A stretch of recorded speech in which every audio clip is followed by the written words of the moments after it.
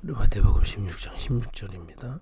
시몬 베드로가 대답하여 이르되 주는 그리스도시요 살아계신 하나님의 아들이시니이다. 또 사도행전 1장 3절 읽겠습니다.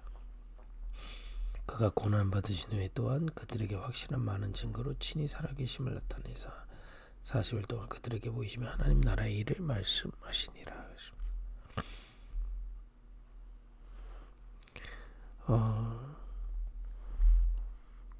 예루살렘 성전에는 본인들이 믿음 좋다고 생각하는 아주 율법 지키는 바리새인들이 있었고 대제사장들이 있었습니다.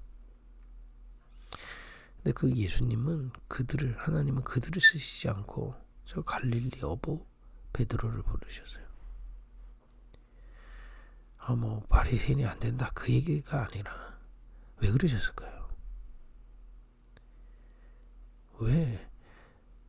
저 바리새인들 율법 잘 지키고 아주 의로워 보이고 사람들한테 영향 많이 끼치고, 그죠? 이미 예루살렘 성전에서 하나님 믿는다고 제사하고 그 다 죽어나고 큰 예루살렘 성전에서 일하고 막 이렇게 그야말로 누가 봐도 의롭고 이런 사람을 쓰시지 않고 갈릴리 어부 누가 봐도 힘이 없고 좀 나중에 베드로의 행적을 보면 예수님 잡아갈 때 그 군인 귀를 자르질 않나, 그죠? 또 3번을 부인하고 여러 가지로 모자라 보이는데 하나님 예수님은 그 베드로를 지금 부르셨고 그 베드로에게 은혜를 주신 거거든요. 은혜 중에 은혜가 뭐냐? 다른 게 아닙니다. 그 예수님이 이 땅에 육신으로 오셨던 그 예수님, 우리가 똑같은 사람이신 예수님, 똑같은 사람이에요. 근데 이 예수님이 똑같은 사람이지만 하나님이신 겁니다. 왕이시오, 창조의 말씀을 가지신 선지자시오, 우리 죄와 저주의 재앙을 해결하실 제사장이신 살아계신 하나님의 아들이신 그 그리스도가 육신의 몸을 입고 이 땅에 오신 것입니다. 그냥 이것은 처음부터 하나님이 약속하신 거거든요. 창세기 3장에 아담과 하와가 사단에게 속아 하나님을 떠나 하나님과 완전히 단절됐을 그때 하나님 말씀하셨거든요. 여인의 후손을 보내서 뱀의 머리를 상하고 너를 구원하겠다고요. 그 주인공이신 겁니다. 출애굽기 3장 18절에 어린 양의 그 피제사 드릴 때 재앙에서 구원하겠다, 애굽에서 구원하겠다는 그 주인공이 오신 거거든요. 여러분, 우리가 하나님 떠나서요, 우리 태어날 때부터 하나님 떠나 있어서 하나님에 대한 감각이 없죠. 더 중요한 건 우리도 모르게 사단에게 속아서 사단의 나라 속에서 살고 있어요. 사단이 공중권세를 잡고 정사권세, 그야말로 정치, 또 사회, 문화 막 움직여서요, 하나님 없는 지식, 또 하나님 없는 문화, 그거에 완전히 가계부리 체질되도록 하는 거죠. 그럼 제사도 지내고 우상도 섬기고, 근데 그럼 행복해야 되는데 행복도 없고, 그러니 참 행복, 하나님 주시는 평안한 참 행복이 없으니, 쾌락은 알지만 참된 즐거움을 모르니 결국 육신의 병도 들고요. 여러분, 육신이 하나님 참 평안하면서 쉴 때 육신 회복되거든요. 암만 쉬면 뭐합니까? 내 영혼이 계속 시달리고 있는데 평안이 없는데 이 참 평안은 맛보지 못해. 그게 이제 이렇게 죽어가고 있었단 말이에요. 근데 여기서 건져낼 그리스도, 그 이사야 7장 14절 처녀가 잉태해서 아들을 낳으리니 그 이름 임마누엘이라. 하나님이 직접 이 땅에 오시겠다는 겁니다. 임마누엘로 하나님 우리와 함께 하시는. 그것도 처녀가 잉태해서 똑같은 사람인데 왜 처녀에서 나야 됩니까? 남자의 후손이 다 여기에 빠져 있어요. 하나님 떠나서 사단에게 속아 이 저주재앙 속에 갇혀 있다니까요. 그래서 동정녀 마리아를 통해서 나신 겁니다. 그 예수님이 바로 그리스도라는 걸 베드로가 깨달은 겁니다. 여러분, 은혜 중에 은혜가 뭐냐? 예수님이 그리스도로 이 땅에 오셔서요, 우리를 위해 대신 죽으신 거예요. 정확하게 말하면 나를 위해 대신 죽으신 겁니다. 그 죄와 사단의 나라에서 또 재앙 속에서 거집어내셔야 되는, 우리를 건져내실 방법이 뭐냐? 그 예수가 죽어야 돼요. 죄 없으신 어린 양이신 예수가 대신 죽어야 빠져나오게 되는 겁니다. 그래서 예수님이 요한복음 19장 30절에 다 이뤘다고 하신 거예요. 죄 없으신 그 어린 양, 그 희생 제물이 십자가에 달려 죽으시고 그 죽으심으로 말미암아 우린 죄에서 대신 예수님이 죽으셨기 때문에 해방되는 거예요. 사단의 나라에서 해방되는 거예요. 죄수 재앙에서 해방된 겁니다. 이걸 베드로가 깨달은 거예요.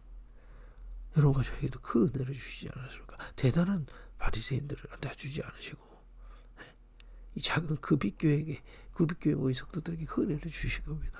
왜 그럴까요? 본질 회복하라는 겁니다. 바리새인들은 너무 아는 게 많아서 다른 것 붙잡고 본질을 놓쳐버렸어요. 그들이 섬기는 예루살렘 성전, 그들이 섬기는 제사, 심지어는 율법까지도 다 이것을 위해서 주신 것인데, 이 복음이 복음되도록 이 율법이라는 건요, 우리가 지킬 수가 없군요. 열심히 지켜봐도 지킬 수가 없어요. 그래서 복음이 필요하구나 깨달으라고. 그죠? 그리고 복음을 깨닫고 복음을 누린 자에게 율법이 되어지게 되고 율법이 응답으로 성취로 바뀌게 되어 있습니다. 이 본질을 잃어버리니까. 또 우리가 제사는 행위가 중요한 게 아닙니다. 어린 양, 그죠? 그 믿음으로 그 그리스도에 대한 믿음, 그게 본질이거든요. 다 놓쳐버렸어요. 그래서 하나님이 저 갈릴리 사람을 불러셔서 이 은혜를 주신 겁니다. 여러분과 제가 2025년도에 이 은혜를 받는 겁니다. 새 부대로, 그죠? 새 포도주는 새 부대로 담으라 말이에요. 본질을 붙잡는 정말 새 부대로 올해 우리가 인도받아야 되겠습니다. 그리고 그 고백한 베드로를 감람산에서 40일 동안 하나님의 나라 일을 말씀하시죠. 하나님 나라 일이 뭡니까? 여러분, 지금도 그 그리스도는 십자가에서 우리의 구원을 완성하시고 어디 계십니까? 부활하셔서 보좌 우편에 살아서 우리와 함께 하십니다. 이 믿는 자에게 역사하고 계세요. 그 그리스도가 예수인 이 미심을 고백하고 십자가의 비밀을 붙든 자에게 지금도 역사하고 계십니다. 왕으로 역사하고 계십니다. 우리의 왕이 되셔서 우리의 모든 것을 주님이 붙잡으시고 인도하고 계세요. 또 주님이 때를 따라 돕는 은혜로 우리의 은혜를 베푸고 계시고요.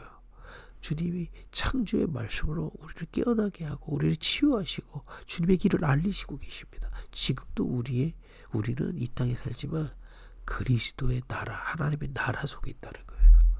그게 근데 눈에 보이지 않는 거거든요. 눈에 보이지 않는 겁니다. 그래서 말씀으로 깨달으라는 겁니다. 40일 동안. 우리가 어떻게 새 부대로 세워나시냐? 하나님의 말씀으로 새 부대로 세워지는 겁니다. 하나님의 나라가 눈에 보이지 않기 때문에 하나님의 말씀을 믿고 깨닫고 믿음으로 각인될 때 하나님의 나라가 믿음으로 누려지게 되어 있습니다. 그 하나님의 나라를 믿고 이 시간 그 하나님의 나라의 믿음으로 나아갈 때 역사하는 겁니다. 우리 이번 주에 이사야 6장 이 아침 시간에 읽었지 않습니까? 이사야가 나아갔던 그 보좌가 우리에게 임해 있어요. 우리에게 열려 있는 겁니다. 우리에게 역사하고 있는 겁니다. 우리는 그 그리스도 안에 있는 겁니다. 지금 어떤 상황 속에 있어도 우리는 그리스도 안에 있어요. 그리스도의 나라 안에 있어요. 그래서 그 믿음으로 담대히 주님 앞에 나아갈 때 주님은 함께 하심으로 역사하시는 겁니다. 문제라는 면 이게 보이지 않는 겁니다. 근데 희한하죠. 여러분 지금 이 아침 예배도 보이지 않는 인터넷이라는 공간에서 같이 예배하고 있잖아요. 유튜브라는 플랫폼을 통해서 같이 나누고 있잖아요. 그거는 믿고요. 왜 보좌의 세계를 믿지 않습니까? 하나님의 말씀 믿는 겁니다.